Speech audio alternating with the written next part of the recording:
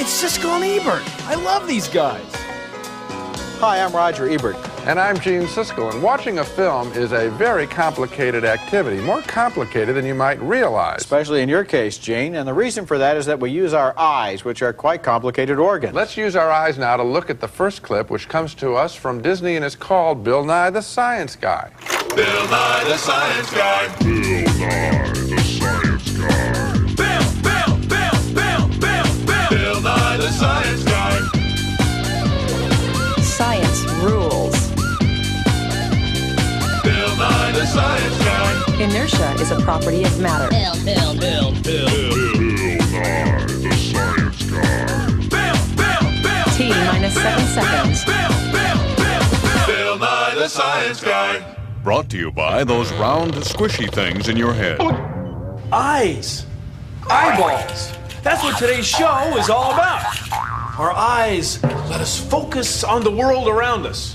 They let us see what we see every day. See? Like the lab door of science. Our eyes let us see colors. They let us see how far away things are, how big they are. Our eyes let us see the whole world without even touching it. Isn't that cool? Our eyes are connected to our brains by big, complicated bundles of nerves. The nerves are so big and complicated that many scientists like to think of our eyes as part of our brains. See? This is the eyeball demonstrator of science. And here is the eyeball. That's right. Your eye is shaped like a ball. And inside is the lens. The lens is the clear part that light goes through. And in your eye, the lens sits way up near the front, like this.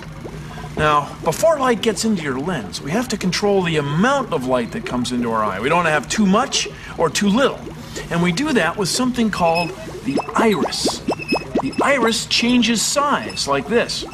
By the way, the iris is the part of your eye that has color. Like if someone says to you, you have blue eyes, or brown eyes, or green eyes. That's the iris, this part right here. Now let's say we're looking at something, maybe a kid on a stick out here. All right, the light from the kid on a stick goes through our iris, through the lens, to the back of our eye. And look, the image of the kid on the stick is upside down. Isn't that wild? The kid on the stick is upside down. We heard you, Bill. So our brains take the upside down images from both our eyes, turn them right side up, mix them together, and make sense out of what we see.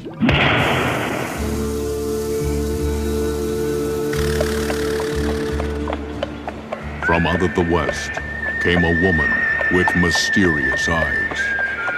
A woman who saw things differently because she had to.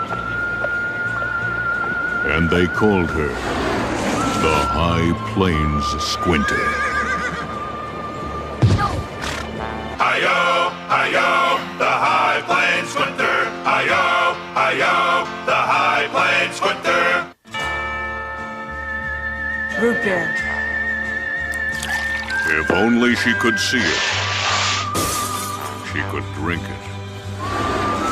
High Plains Squinter. Hi-yo, hi-yo, the High Plains Squinter. Hi-yo, hi-yo, the High Plains Squinter. Go see it. The High Plains Squinter. Well, we all know the Western is coming back, which is fine if it's done intelligently, but I think that was just silly. I couldn't agree more with you, Roger. If a film wants to talk about how eyelids help protect the eye and keep it moist and regulate light... And how squinting is a way to try to focus... Yes, that's one thing. This, however, was nothing more than shameless pandering to the eye doctor community. Okay, when we come back, a film with real vision called Compass Man. Here's an experiment you can try at home. Focus your eyes far away. Put your fingers up to your face and move them closer and closer together. You'll be able to see a third finger just floating in space. Try it at home, right now. You really should. Put your fingers up like this. Are you listening to me? You have to do it like this. You use your eyes for playing. You use your eyes for safety. You use your eyes for just looking at things.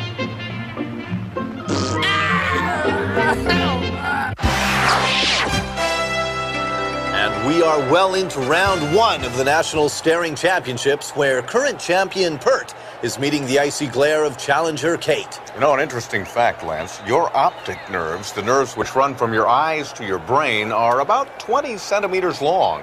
Well, that may be true, Timmy, but what it's really going to come down to is who blinks first. Oh, it sends a chill down my spine. Yeah. And we'll be back with more from the National Staring Championships right after this. Our eyes regulate the amount of light that enters them, kind of like this. Hi, my eyes are brown, and yours may be too, or blue, or green, or hazel. The part of our eye that has color is called our iris. People with blue eyes have a little bit of melanin in their iris. People with dark brown eyes have a lot. Hazel and green eyes have a medium amount of melanin. Melanin makes us all different, but in a way, all the same. Focus. I said focus. It is in focus. Ah, that's better. I'm in focus. In order for us to see the world the way we do, our eyes have to focus the light that comes into them. Here's how it works. Light comes into our eye through the lens, and the lens makes an image land exactly on the back surface of our eye. If the image lands back here, or up here, then it'll be blurry. It'll be out of focus.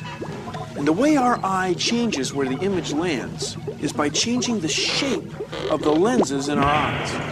If an object is far away, the lenses in our eyes might be thin. It might look something like this. If an object is up close, the lenses in our eyes will be thick. It might look something like this. Of course, the lenses in our eyes aren't nearly this big, and they don't change thickness nearly this much. No, they change thickness this much. Only about 1/10 of a millimeter. That's all it takes to change focus from the end of your nose to 20 miles away. Thank you for joining me on... Consider the following. You can make your own lens with a plastic bag. You just fill it full of water and zip it shut. Now pick an object to focus on, like this box of cereal. Move your plastic bag lens of science back and forth. You'll be able to see the box magnified. Now squeeze your lens. You can make the box blurry or sharp. It's the same way the lenses in our eyes work. Not bad for a bag. To Ruth, the chalkboard looked like this. If you can't read what's on the chalkboard, it's hard to answer some of the teacher's questions. Class, what happens when we can't change the shape of the lens in our eyes enough to put the image exactly on the back surface of the eye? Duh, it's out of focus. But we can correct the problem with science. If you put a special lens in front of the eye, it bends the light coming into the eye in such a way the eye's lens will put the image directly on the back surface of the eye. We call that special lens glasses. Very good. Focus.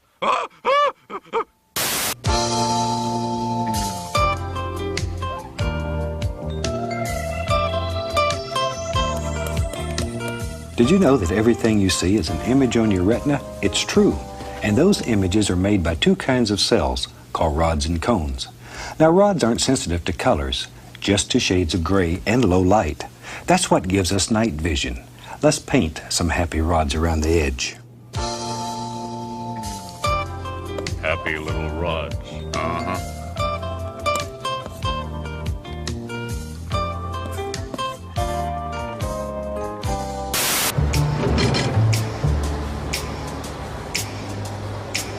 She can't see colors. Hey, did you see that? What? Follow that car. What car? The red one. The red one. What red car? The big red one. There are a million cars The out red one. In a tough city, you need tough cops that can see, not rod and cone. Okay, we're coming in. can't see. What do you mean you can't see? It's dark in here. I can't see in the dark. What do you mean you can't see in the dark? Rod and Cone, a couple of cops that can't see their way out of a 40% recyclable paper bag. On the Bill Nye Television Network. Cones don't help much in the dark. What they do is let us see in bright light and in thousands of different colors.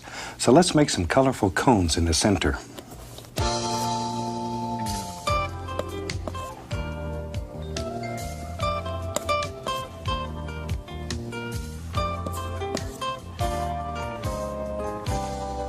And here we are at the retina, land of happy little rods and cones. Happy.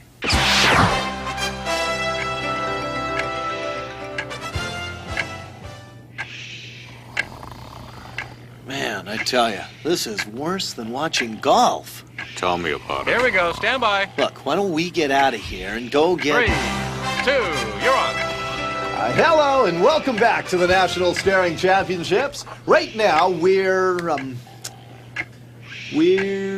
going to go to Timmy for an update. Timmy? Oh, okay. Well, let's see. They're still staring at each other, Lance. They're still staring, and I think it's safe to say that that color blindness is a lack of light-sensitive pigments in the retina. Yeah, thank you, Timmy. You bet. And we'll be back with more from the National Staring Championships after this.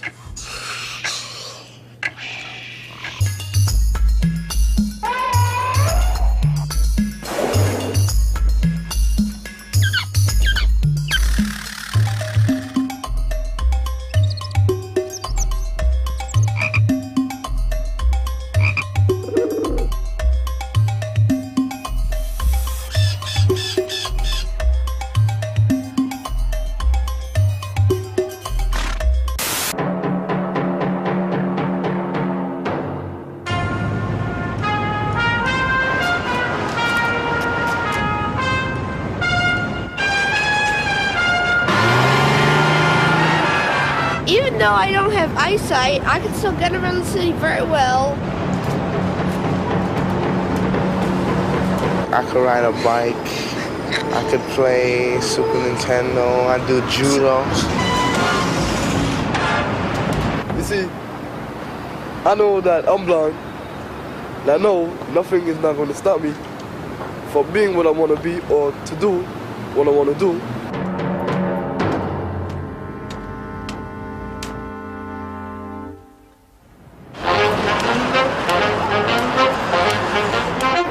Take the public bus to school. When I cross the street, I listen to the traffic on my left and on my right. And if it's going, then I know to cross the street.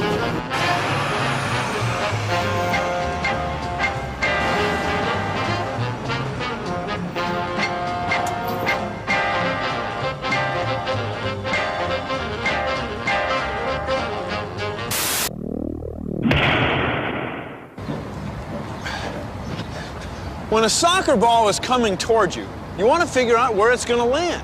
And you do that by getting cross-eyed. No kidding. When you're looking at an object in the distance, your eyes turn in a little bit.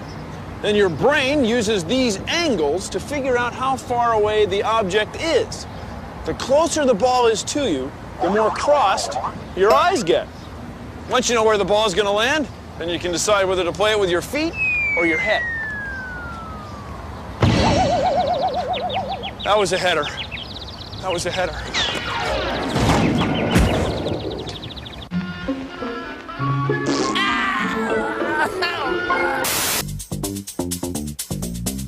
My name is Becky Erickson, and I'm an ocularist. And what that means is that I make artificial eyes. And we have Crystal here today, of which we are going to build her an eye because she lost her eye when she was younger due to cancer. In making artificial eyes, the first step that we do is we make a mold of the eye. It's very similar to when, say, your mom makes a Jell-O mold. You pour the Jell-O into the mold, let it set, And as soon as it's cold enough, you take the mold off and you have a duplicate or an impression of that mold. And that's what we do similarly with our patients. From this point, we want to go and just clean up the blank so that it's nice and smooth and comfortable for Crystal to try on in her socket.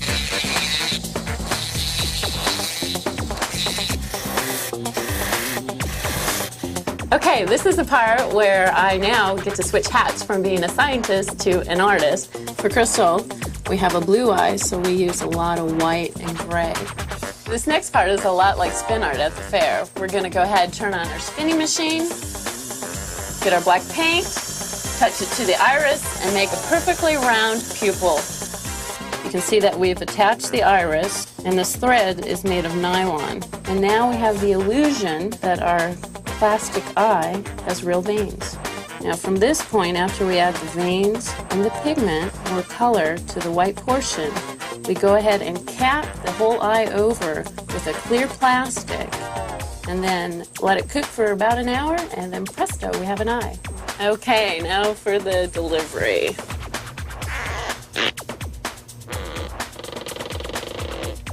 There you go, Crystal. Your new artificial eye. There's looking at you, kids.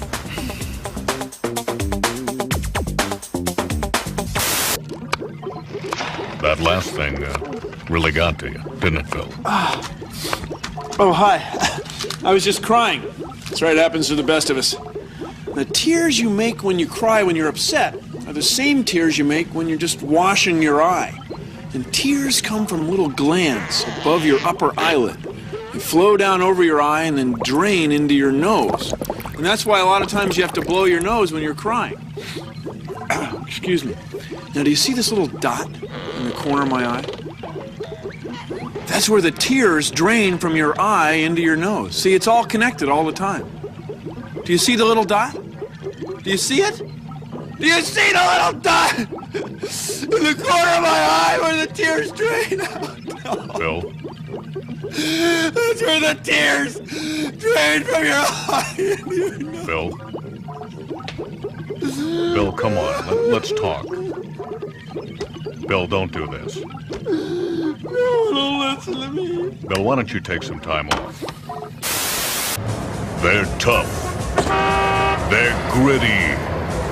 They have potholes. The Streets of New York, with your host, William Nye. Welcome to the streets of New York. Well, it's not really the streets of New York.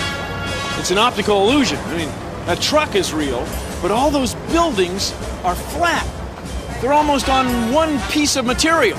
See, it's your eyes playing tricks on you. It's not just your eyes, it's your brain. You know, they're connected. See? It's an illusion. Next week, the streets of Plains, Montana.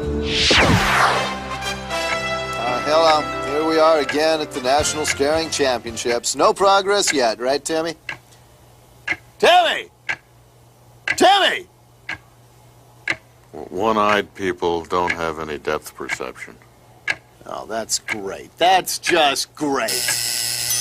He blinked! Ladies and gentlemen, it's over! This contest of corneas between two visual virtuosos has ended. Let's see that again. Well, that's it. We have a new staring champion. From the National Staring Championships, I'm Lance Yardstick. Huh? Did you know that? 100 million people in the U.S. wear eyeglasses or contact lenses. All babies are born with blue eyes. Each eyeball is approximately the size of a ping pong ball. Now you know. Having two eyes allows us to see things in 3D. If we didn't have two eyes, we wouldn't see things the way we see them. Whoa! Oh.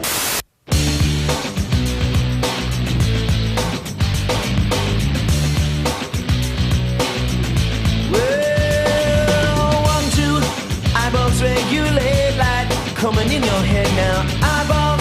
Eyeballs left and right. So talented now. Each one sitting in the socket. They're focusing now. Blue and sky, We'll even brown as chocolate and sometimes red now. Yeah.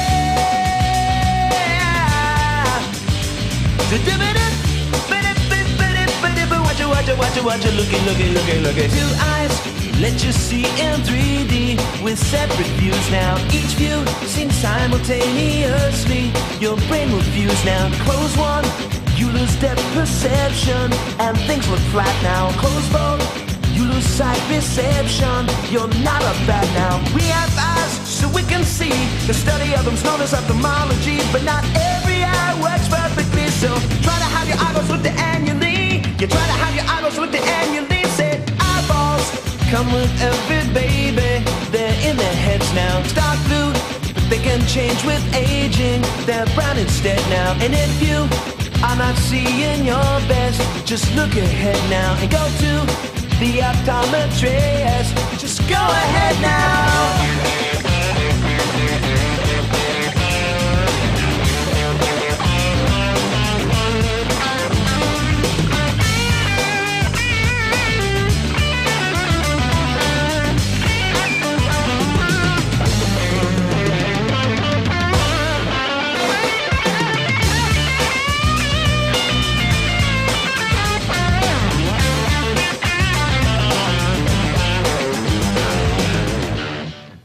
Now that was a little better. Well, you're just saying that because you wear glasses. It has nothing to do with whether I wear glasses or not. A lot of people wear glasses. I know, but I don't. Do you realize I love these guys.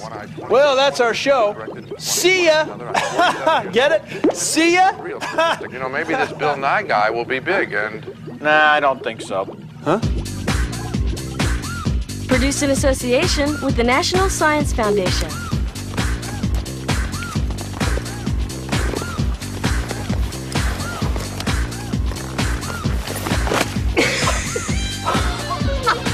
Whoa! Whoa! Whoa! You see the little dot? Do you see it? Do you see the little dot? Oh, I see. It's time to go. Get it? I see. Well, thanks for keeping focused on us this week. And look for us next week when we'll... Man.